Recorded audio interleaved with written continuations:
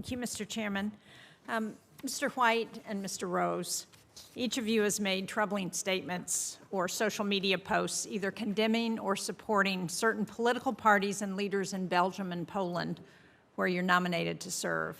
And some of these incidents occurred even after you had been formally nominated. So if confirmed, do you each commit to remain apolitical in your respective roles and engage with all political parties? Mr. Rose? Thank you very much, Senator Shaheen, for that question.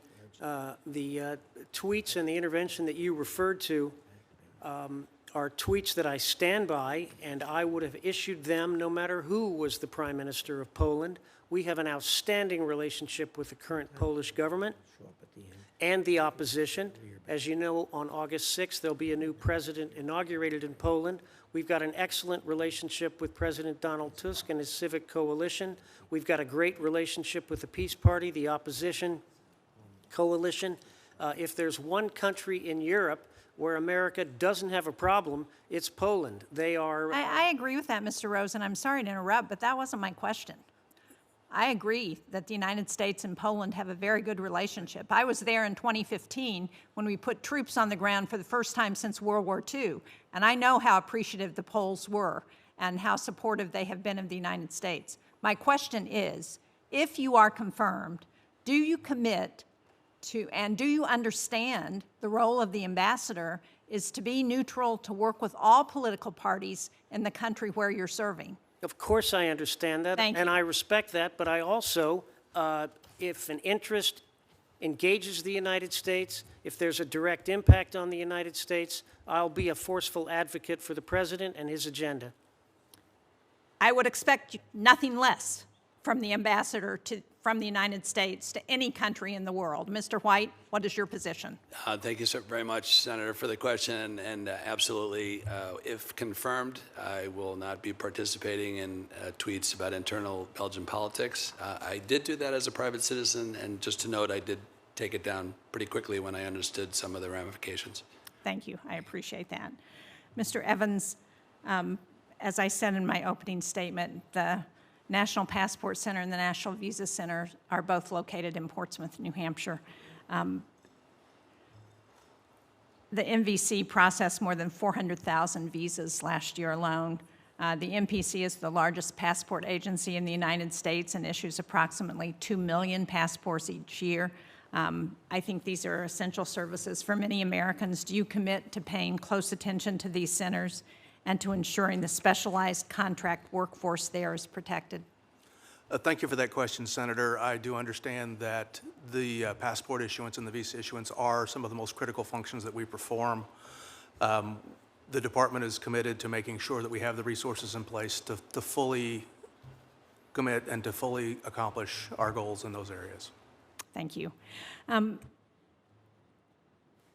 I want to talk a little bit, Mr. Evans, about the Afghan Special Immigrant Visa Program. This is something that I've worked on for a very long time because we had so many Afghans who risked their lives and their families' lives to support our men and women in the military who were serving in Afghanistan.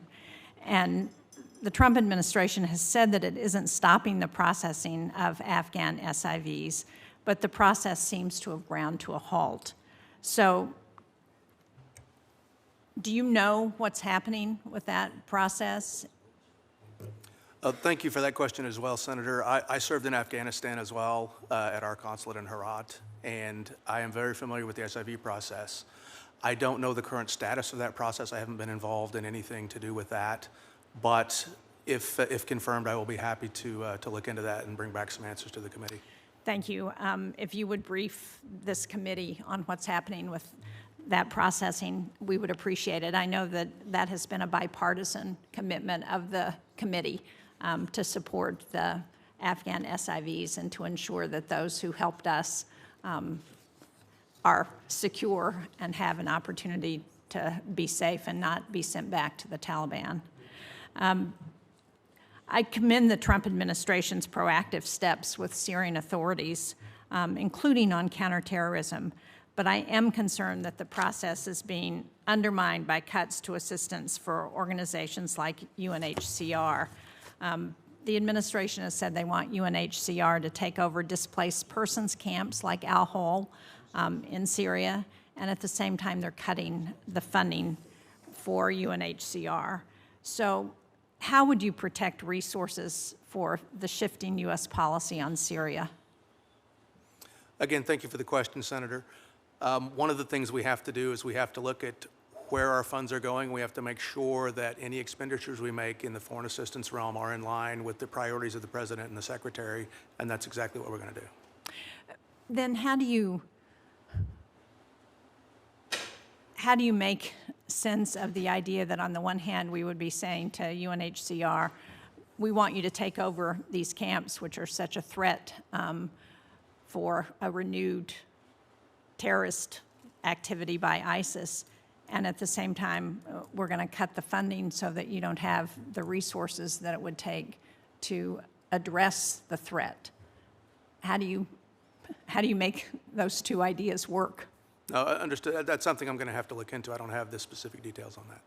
Okay, well, again, I hope you will brief this committee once you get some answers. Thank you, Mr. Chairman. Thank you, Senator Shaheen. Gentlemen, we're in the awkward position of not having anybody to ask you questions, but I'm told there's 2 or 3 senators do have some questions for you, so I'm going to take a short break here and Well, I can ask some more questions. have at it, Senator, have at it. All right. I'll deduct it from the next time. So, Mr. White, you may be aware that Belgium is currently home to a warehouse that holds commodities to support global health and humanitarian programming. Despite the goal of the administration to prevent waste, fraud, and abuse, we are hearing that the administration has made the decision to destroy those commodities instead of passing them along to willing partners, something that I think is unprecedented.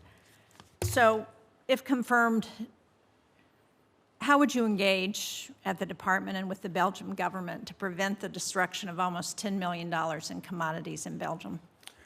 Thank you, Senator Shaheen, for that very important question. When I did have the wonderful opportunity to meet with Amy and Sophia on your team, they did raise that, and as you know, I am not confirmed yet. I'm not in a position to influence, but I promise you that I did pass those concerns of yours and your team and other senators that mentioned this when we met with them up the chain, so to speak. So I can't really add more than that. I'm unaware if those press reports are true, if they are going to destroy those materials, or if they're going to take time to study it more. I don't know which is your preference. I think you'd prefer they not be destroyed, and I have conveyed that to the State Department as best as I can in my very unofficial capacity.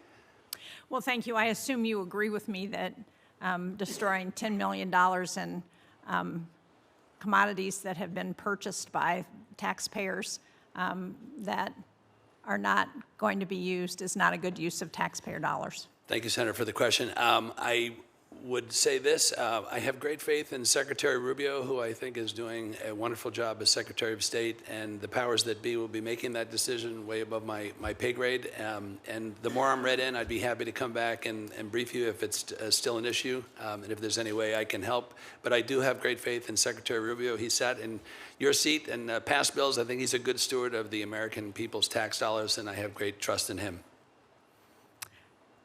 Well, I had a conversation with the Deputy Secretary for Budget and Management yesterday, who didn't have some answers on how to deal with those commodities and didn't seem to be aware that they were there. So I think having somebody who is going to raise the issue and try and get some factual information about what's going on is very important. Yes, Senator, thank you. And if I could say, I was told by State that there are efforts by the Belgian government to possibly speak to Secretary Rubio directly, but again, way above my pay grade at this moment, but I'm sharing what may be some news on that. Yes, I understood that as well, and I think that would be a positive step forward. Thank you, ma'am. Thank you. Mr. Lamles, President Milei's government was hit with the same tariff that's caught many of our allies off guard, and China remains the top market for Argentine soybeans, beef, lithium exports. So how do we outcompete China and Argentina, and how do we reassure our Argentine allies that the United States is going to work with them on the concerns they have with respect to trade? That's a very good question, Senator Shaheen. President Trump uses tariffs as a negotiation tool. I've known the president for over 15 years now. He's a New York contractor. He's used to hard negotiations, and he uses that as a negotiation tool. I don't think the actual tariffs have been formulated yet. The U.S. Trade Representative, Jamieson Greer, Howard Lutnick, and the president are working on that. The president views President Javier Milei as a friend. I think he understands that Argentina is a partner in South America. Argentina is essential, critical for opposing the other authoritarian regimes, Cuba, Venezuela, and China.